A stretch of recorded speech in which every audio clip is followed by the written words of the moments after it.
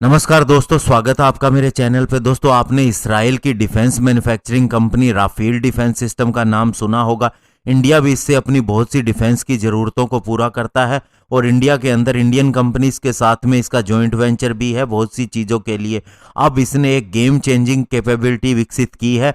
वो क्या है, आज हम इसी को डिस्कस करेंगे और साथ ही इससे इंडिया को क्या फ़ायदा होगा इसके ऊपर बात करेंगे। चलिए दोस्तों, शुरू करते हैं। दोस्तों, इसराइल की Rafael advance defence system company ने अब एक ऐसा मैकेनिज्म तैयार किया है जिससे अब मैन्ड और unmanned vehicle, specially unmanned aerial vehicle या यूएवी की बात करें, उन्हें जीपीएस इन्वायरमेंट जहां पर अवेलेबल नहीं होता उन एरिया के अंदर भी ऑपरेट करने की क्षमता मिल जाएगी। और न केवल इनको मदद मिलेगी बल्कि दोस्तों और भी बहुत सी मिलिट्री एसेट जैसे कि iron Doom, spider air defence system या फिर स्पाइस म्यूनिशन या पाइथन मिसाइल है, ये भी ऐसे एरियाज के अंदर जा सकेंगी। और जहां पर इन्हें जैमिंग का खतरा है वहां भी ये इजीली अब जा सकेंगी। और दोस्तों, कंपनी के हिसाब से लेजर गाइडेड बॉम्ब के अंदर ये क्षमता नहीं होती कि वह हमारी क्रिटिकल नीड को पूरा कर सके, क्योंकि इन्हें शॉर्ट रेंज से ही फायर करना पड़ता है।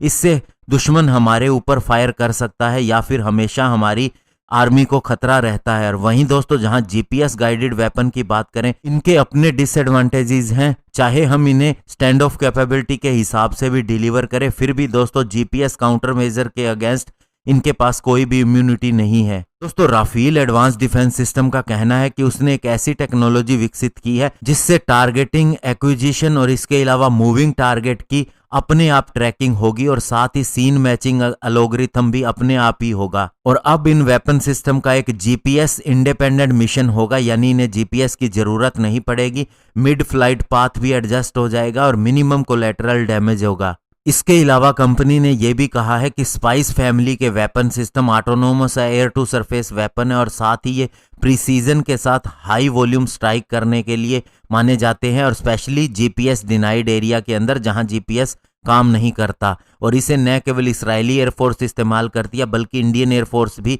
इस्तेमाल करती है और बालाकोट के दौरान भी इस्तेमाल कर चुकी है। और कंपनी का कहना है कि अगर जीपीएस के ऊपर आपकी डिपेंडेंस नहीं रहती तो आप एक autonomous multiple precision high volume attack कर सकते हैं, वो भी एक स्टैंड ऑफ रेंज से। और यही स्पाइस बॉम्ब की भी खासियत है कि इसके द्वारा वारहेड को अलाउ किया जाता है कि वह जीपीएस के द्वारा जैम ना हो और अपने आप टारगेट को ढूंढ के और दिन रात या फिर किसी भी एडवर्स वेदर के अंदर काम करे। इसके अलावा जब भी मिशन प्लानिंग की जाती है तो ये टारगेट की इमेजरी का यूज करता है, हिट एंगल का यूज करता है। और स्पाइस बॉम्ब के अंदर या स्पाइस मिसाइल के अंदर 100 की संख्या में मिशन स्टोर किए जाते हैं इसकी कार्ट्रिज के अंदर। और उसके बाद जब ये वेपन टेक ऑफ से पहले ये सारी चीजें लोड कर लेता है और उसके बाद जैसे ही सीन मैच करता है तो ये अपने आप टारगेट को ध्वस्त कर देता है। दोस्तों, स्पाइस मिसाइल को जीपीएस से जैम नहीं किया जाता, ये उसके प्रति पूरी तरह से इनसेंसिटिव है और इसराइली एयरफोर्स बड़ी संख्या में इसका इस्तेमाल करती है। और लास्ट ईयर आपको बता दें, इंडिया ने भी इसराइल के साथ में एक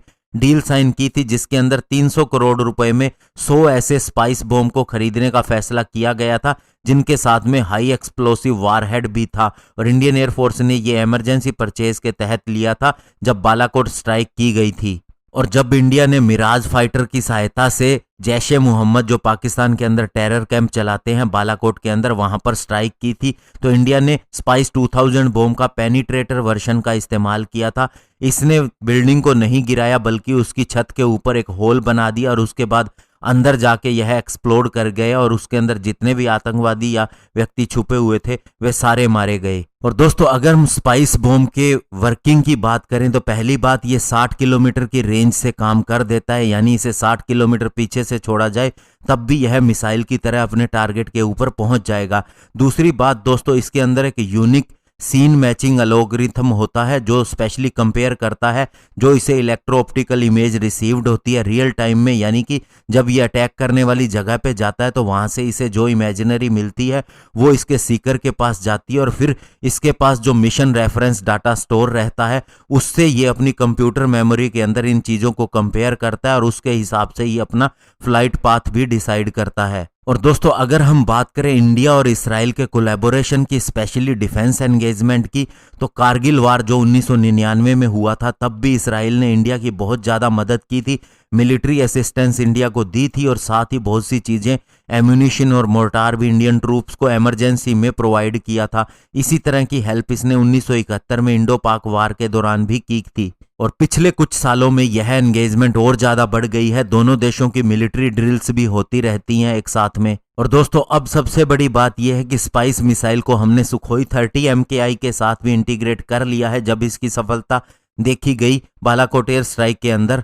और दोस्तों अभी जो आगे टेक्नोलॉजी इसराइल ने विकसित की है उसकी राफेल कंपनी ने, ये भी इंडिया को सबसे पहले मिलेगी, इसके अंदर कोई दो राय नहीं है। और साथ ही दोस्तों इंडिया ने इसराइल से हेरोन TP ड्रोन भी खरीद रखे हैं और अब इसके आर्म्ड वर्जन के ऊपर भी काम किया जा रहा है। जल्द ही इसके साथ में मिसाइल जोड़ने का भी प्लान है और साथ ही इसके अंदर सैटेलाइट डाटा लिंक भी देने का प्रयास है। तो ऐसे में दोस्तों इसराइल जो भी नई चीज पैदा करता है उसके ऊपर इंडिया बड़ी आसानी से अपना हक जमा सकता है, क्योंकि दोनों के रिलेशनशिप ही ऐसे हैं। धन्यवाद। जय हिंद।